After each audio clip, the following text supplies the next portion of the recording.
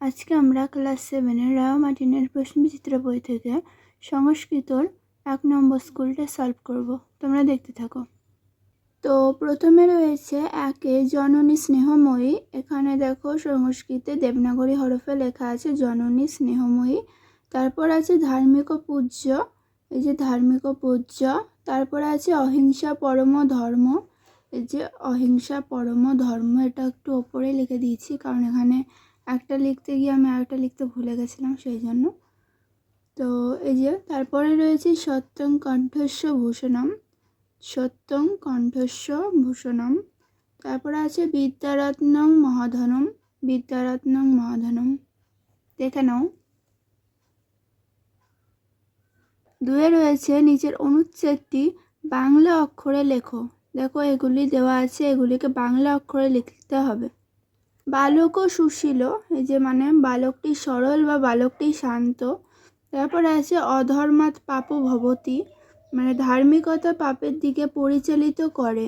তারপরে রয়েছে ইতস্ত ভূষণং দানম, এখানে হাতের অলঙ্কার হলো দান। সর্বস্ব লোচনং বিদ্যা, সকলের চোখ হলো জ্ঞান বা বিদ্যা, যাই বলো না কেন। সাধুনাং দর্শনং পুণ্যম, সাধুদের দর্শন হলো পূর্ণ। দেখে নাও। 3-এ রয়েছে নির্দেশ অনুসারে নিচের প্রশ্নগুলির উত্তর দাও। 3-এর 1-এ রয়েছে উদ্দেশ্য কাকে বলে উদাহরণ সহ। 2-এ রয়েছে বিদেহ কাকে বলে উদাহরণ সহ। 3-এ রয়েছে সর্বনাম পদ কাকে বলে উদাহরণ সহ।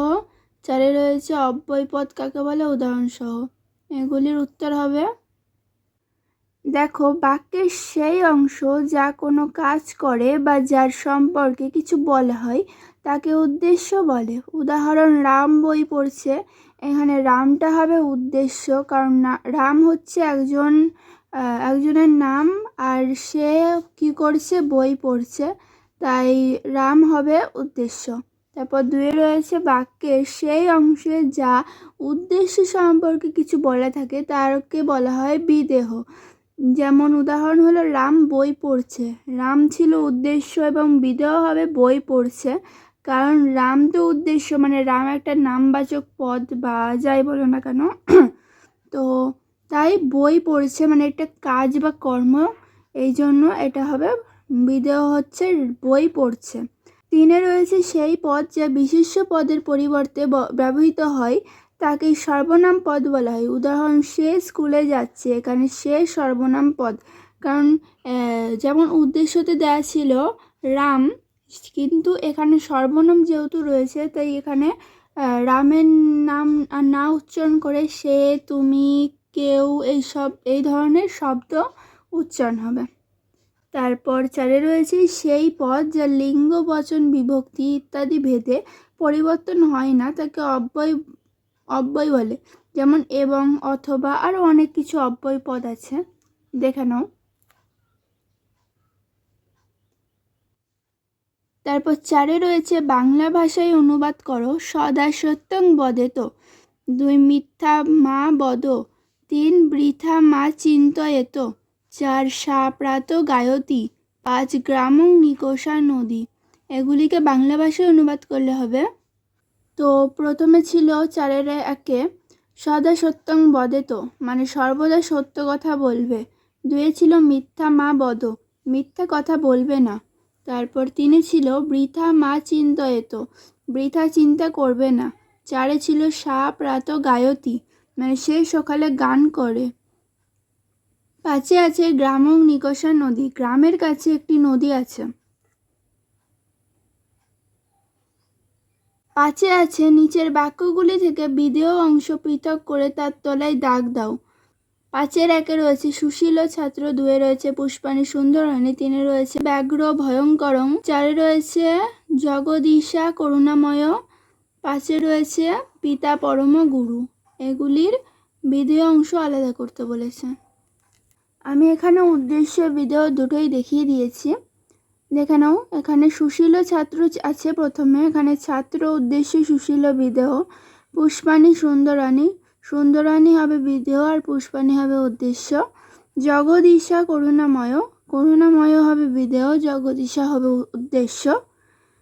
তার তারপরে রয়েছে পিতা পরম গুরু। এখানে উদ্দেশ্য আমি দেখাইনি, শুধু পরম গুরুটা উদ্দেশ্য হবে, বিদেও হবে এখানে।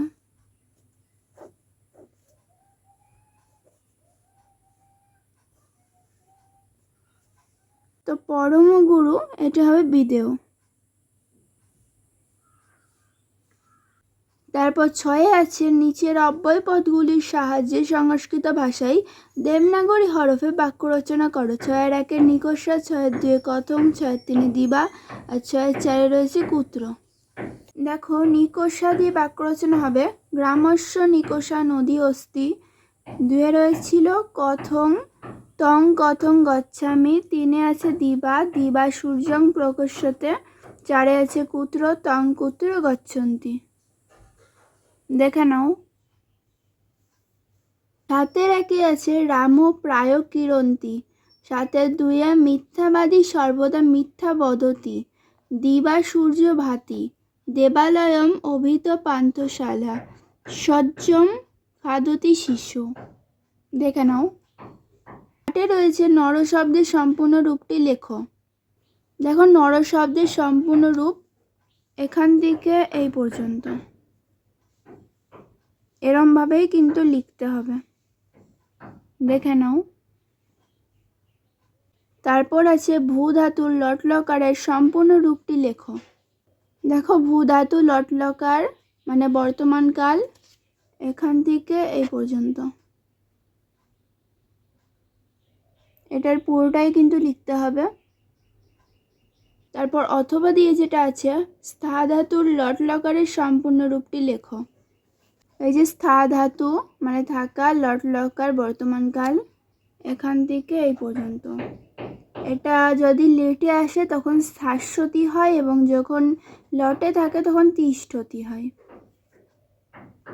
দেখে নাও।